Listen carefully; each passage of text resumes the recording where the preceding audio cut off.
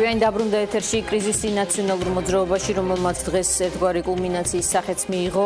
ყოველ შემთხვევაში ამბის საკმაოდ მწვავედ განვითარების ფორმა. მოდით წაგიკითხავთ ჯერ იმ Facebook გზავნილს, ეგრეთ წოდებულ პოსტს, რომელიც ნაციონალურ მოძრაობის ერთ-ერთ წევრს გივით არგამაძეს ეკუთვნის, ამას კი შემდეგ მოჰყვა უამრავი კორიანტელი, რაც წერდა დღეს დილით გივით არგამაძე. დღეს აი ასეთ საოცარ რეალობაში გავიღვიძეთ გუშინ პარტიის სამდივნოს ხდომაზე, იმის პასუხად, რომ წინა პოლიცსაბჭოზე გამარჯვებულებს საკრალური 7000-ის გარდა ყრილობის ჩატარების არც ერთი წესი ბოლომდე გაწერილი არ აქვს და ასე მოქმედება შეუძლებელია. საჭიროა პოლიცსაბჭოს კიდევ ერთის ხდომის ჩატარება და ყველაფრის დაზუსტება. პასუხად მივიღეთ, რომ პოლიცსაბჭო მათი, ანუ მისი გაგებით აღარ არსებობს და აწი ყველაფერს გადაწყვეტს ყრილობის საორგანიზაციო კომისია. ხოდა მივიღეთ ერთგვარი გეკაჩეპე პარტიაში გადატრიალების მცდელობა. არ ვიცი ექვსნი საბჭოთა ანალოგის გამო არიან თუ ლიდერს ტროიკაც ეხამუშა და შისწორკა უფრო ეამა, მაგრამ ფაქტია, რომ გამოცხადებული გახსნილობის მაქსიმალური ჩართულობის კულუარული კაბინეტური მმართველობის მსხვერპლის ფონზე უპირობო ავტორიტეტს უკვე გადაწყვეტილი 7000-იანი ყრილობის წესების დასაზუსტებელი პოლიცსაბჭოს ჩატარებისაც კი ეშინია. შესაბამისად გასაგებია, რომ ნებისმიერი ცივილიზებული წესისაც ასევე ეშინია და სურს მხოლოდ ყრილობა ბალაგანი ერთგვარი ხორალი, რომელზეც არც ერთ საკითხს არც არ ექნება მნიშვნელობა და ექსტაზში მყოფთა შეძახილების ფონზე ყველაფერი რაც სურს ყოველგვარი პოზიციების შეჯერების და ქმების დათვლის გარეშე ისე დამტკიცდება როგორც სურს. ამის უტყუარი ნიშანი ზუგდიდის შეხვედრაზე უკრაინულ ჩართვაშიც იყო, პარტიის ლიდერშიპის ნაწილი ყოფილ თანამებრძოლებად მოიხსენია. უკვე სრულად დაუფარავად დასდო ბრალი ივანიშვილთან გარიგებაში განსხვავებული აზრის გამო თანაპარტიელი ქალბატონი პირდაპირ გადათელა. ჰქონდა დიდგორის იდეა, ჩაუვარდა და შეუცვლელი ლიდერობის პრეტენზიის მქონე პოლიტიკოსი იქამდე მივიდა, რომ მის წარმოდგენაში ეგზისტენციალური დიდგორი 20 იანვარს სპორტის სასახლეში საკუთარ თუნდაც ყოფილ თანამებრძოლებთან შეკინება შეეგულება. სავალალოა. ეს გახლდათ ფრაგმენტები გივით არგამაძის პოსტიდან, მე მხოლოდ ნაწილი წაგიკითხებ, ვინაიდან პოსტი იმაზე გრძელია, ვიდრე ახლა თქვენ მოისმინეთ. მოდით მოვისმინოთ ის რამდენიმე კომენტარი, რომელიც მოჰყვა ამ განცხადებას. კომენტარებში ძირითადად ისინი არიან წარმოდგენილნი, რომლებიც გივით არგამაძის პოზიციას იზიარებენ. ერთ-ერთი არის მაგალითად ასევე ოდნავ განსხვავებული პოზიციის გიგი წერეთელი, რომელიც ჯერჯერობით ნეიტრალიტეტს ინარჩუნებს. ჩვენ უნდა გავაკეთოთ ყველაფერი, რომ შევინარჩუნოთ პარტიის ერთიანობა და აქეთკენ არის გადადგმული დღეს ჩვენ სურვილი და მოწოდება, რომ საკითხები, რომელიც მოითხოვს აუცილებლად დაზუსტებას იმისათვის, რომ ყრილობა ჩატარდეს ორგანიზებულადაც და არ იყოს ლეგიტიმურობის და სამართლებრივი კითხვის ნიშნები, ამის გამო ჩვენ გვჭირდება პოლიცსაბჭოს შეკრება. მე არ მაქვს სურვილი იმისა, რომ ნაციონალურ მოძრაობა დასრულდეს, იმიტომ რომ ნაციონალურ მოძრაობა ძლიერი პარტია არის და უნდა იყოს ალტერნატივა ხელისუფლების. დღეს ეს ასე მოიაზრება, თუმცა ახლა ნაციონალურ მოძრაობა კი არა, იმპერიები დასრულდა. ყველაფერი შეიძლება მოხდეს. მე ვფიქრობ, რომ ყველაფერი უნდა გავაკეთოთ იმისთვის, რომ ჩვენი პოზიციები დავაახლოვოთ. პრობლემა არის იმაში, რომ ბევრი წესი აქ გაწერილი არ არის და პასუხი მივიღეთ, რომ ამ წესებს ძალიან მნიშვნელოვან წესებს დაადგენს ეგრეთ წოდებული საორგანიზაციო კომისია.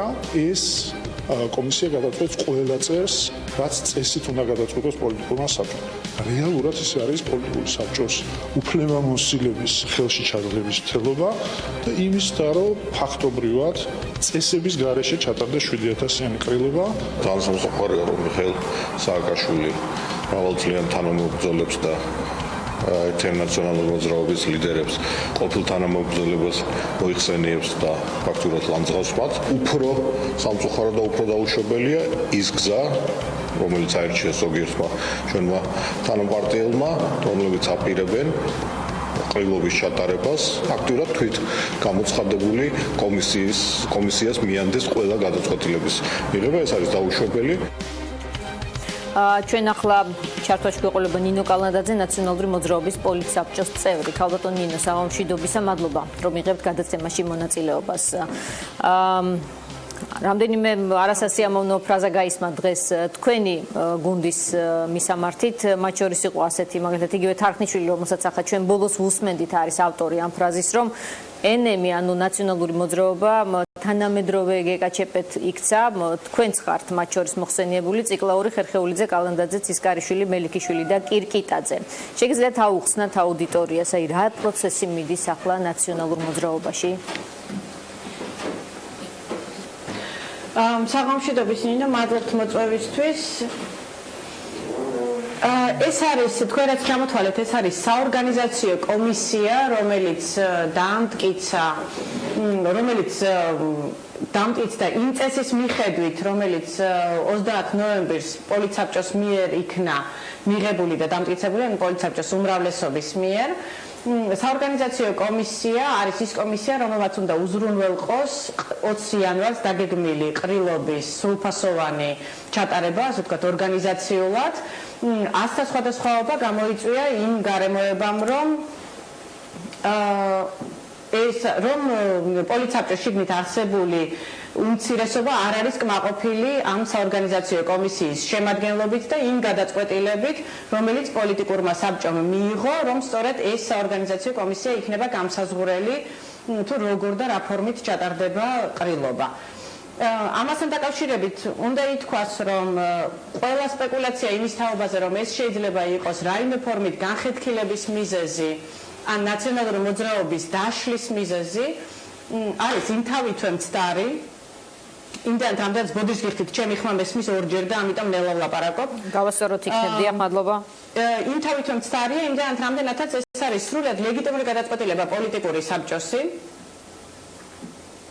რომლის მიხედვითაც განისაზღვრა წესი, რომ და ძალიან დემოკრატიული წესი, სხვათა შორის განსხვავებით ალტერნატიული წინადადებისგან, რომლის მიხედვითაც მხოლოდ პოლიტიკური საბჭოს სამდივნოს შეეძლო ნაციონალური მოძრაობის ყრილობის ორგანიზება და მასზე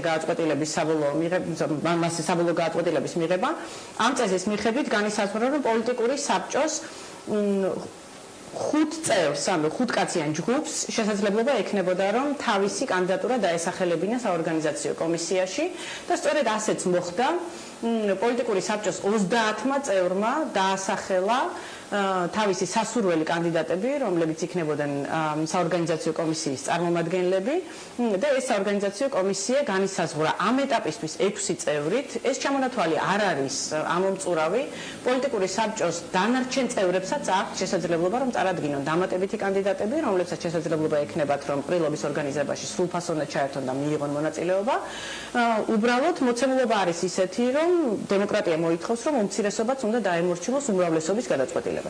შესაბამისად, უმრავლესობის გადაწყვეტილება არის ასეთი და იმ წესის მიხედვით, რომელიც დამტკიცდა 30 ნოემბერს პოლიტიკური საბჭოს უმრავლესობის მიერ. გასაგებია, აი, მოდით, რატომ შეექმნა, დიახ, ნინო, აი, აქ ისეთი ვითარებაა უკვე, რომ ეს უკმაყოფილება სცილდება, გეკაჩეპეს წოდება საკუთარი თანაგუნდელების მიმართ, ალბათ გაცდენილია უკვე ყოველგვარი, თქვათ, შეთანხმების შესაძლებლობას მომავალში. ანუ შეიძლება ითქვას, რომ ეს შემადგენლობა სავარაუდოდ ნაციონალურ მოძრაობას დატოვებს და დატოვებს მიხეილ სააკაშვილის და ასევე თქვენი სურვილითაც.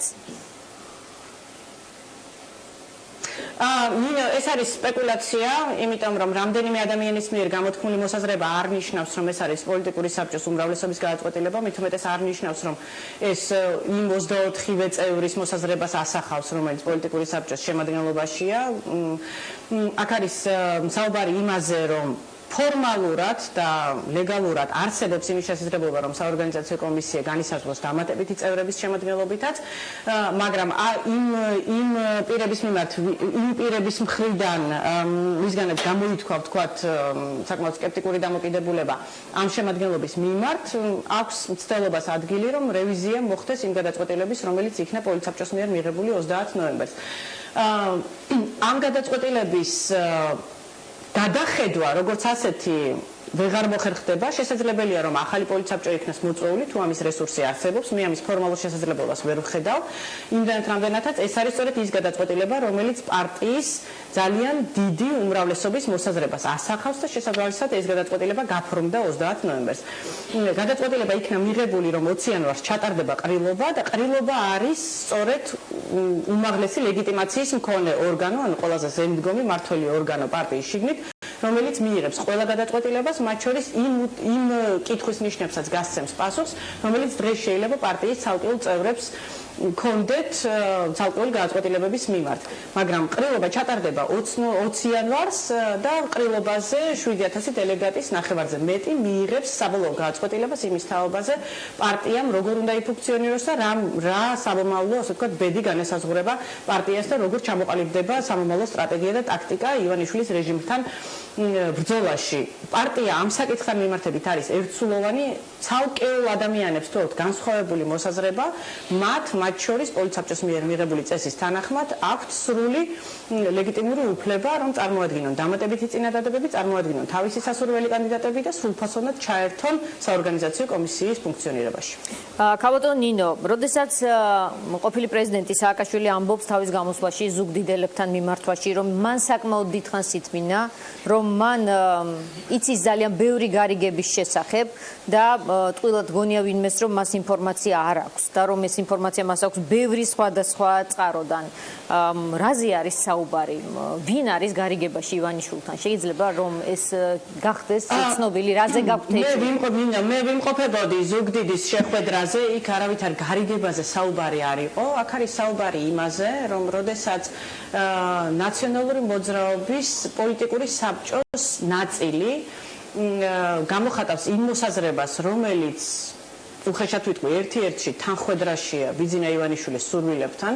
კერძოდ ბიძინა ივანიშვილი ყველამ ვიცით, რომ ებრძვის არა როგორც ნაციონალურ მოძრაობას, როგორც ასეთს, არამედ ებრძვის კონკრეტულად მიხეილ სააკაშვილს როგორც პარტიის ლიდერს, როგორც პარტიის თავმჯდომარეს და მისი წინააღმდეგობა მდგომარეობს სწორედ იმაში, რომ მიხეილ სააკაშვილს ჩამოერთვა საქართველოს მოქალაქეობა იმ მიზნით, რომ მან ვერ შეძლოს პარტიის თავმჯდომარის უფლებამოსილების განხორციელება, როდესაც მისი პარტიის შიგნით, ნაციონალურ მოძრაობის პარტიის შიგნითვე არსებობენ ამ მოსაზრების, ასე ვთქვათ, გამტარებლები და ადამიანები, რომლებიც ითხოვენ ასევე ნაციონალურ მოძრაობას ჩამოშორდეს მიხეილ სააკაშვილი. საუბარი იყო იმაზე, რომ ბიძინა ივანიშვილისა და რამდენიმე ადამიანის ინტერესები ამ მოსაზრებასთან თანხwebdriverშია.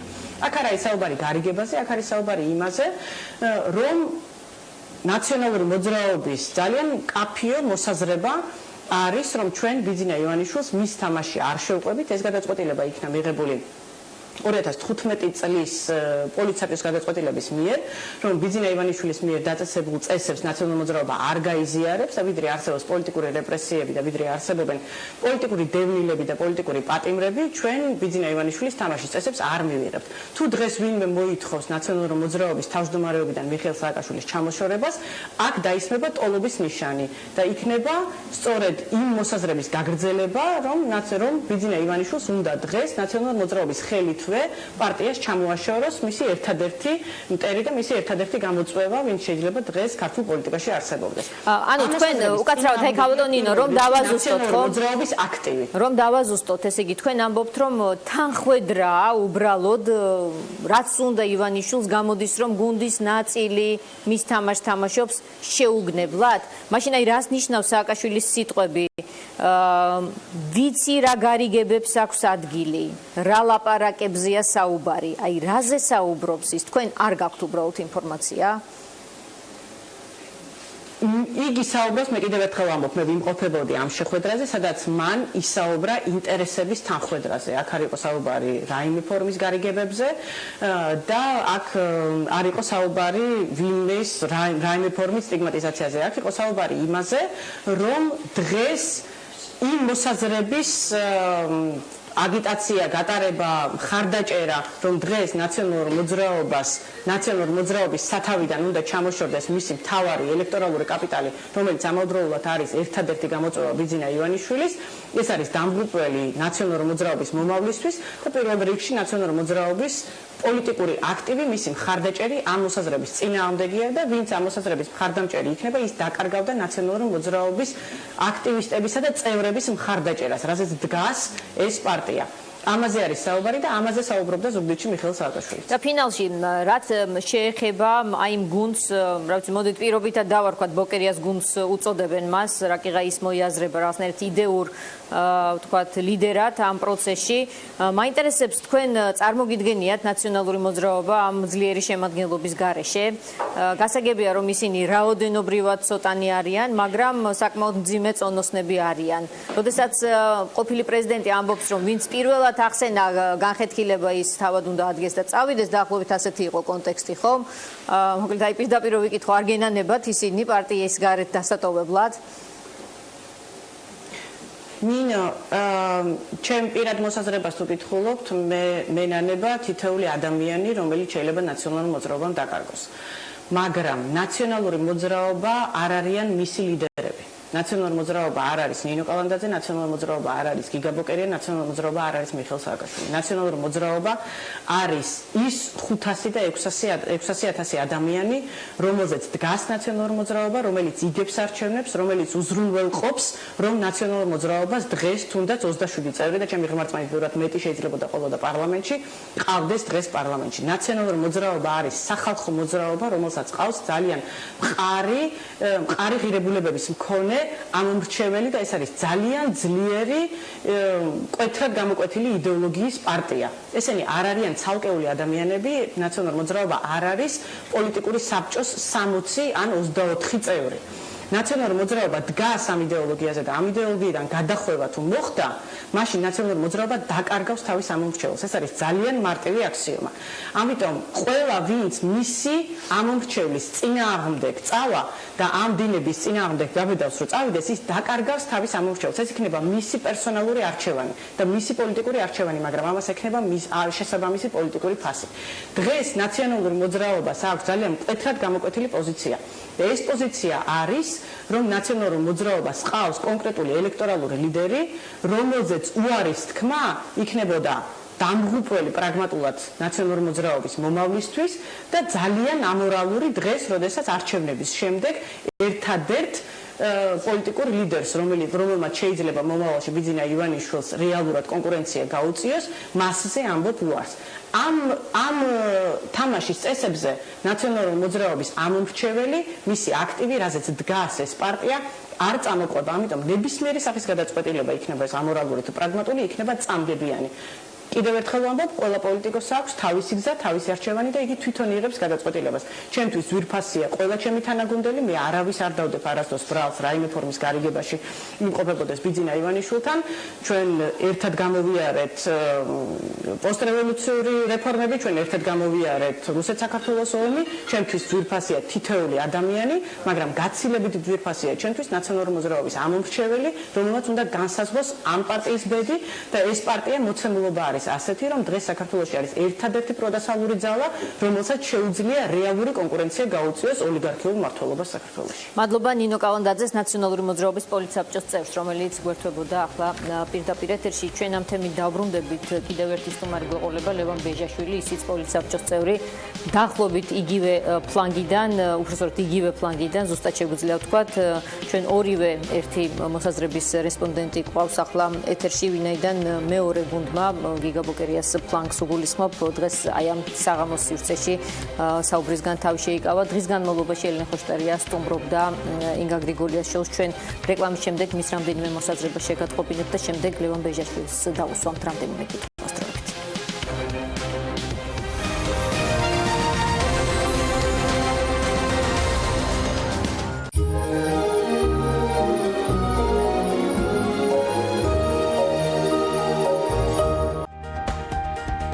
ივერია, ქართული ხორცპროდუქტები, თანამედროვე სტანდარტები, ინოვაციური ტექნოლოგიები, უახლესი დანადგარები, კვალიფიციური პერსონალი.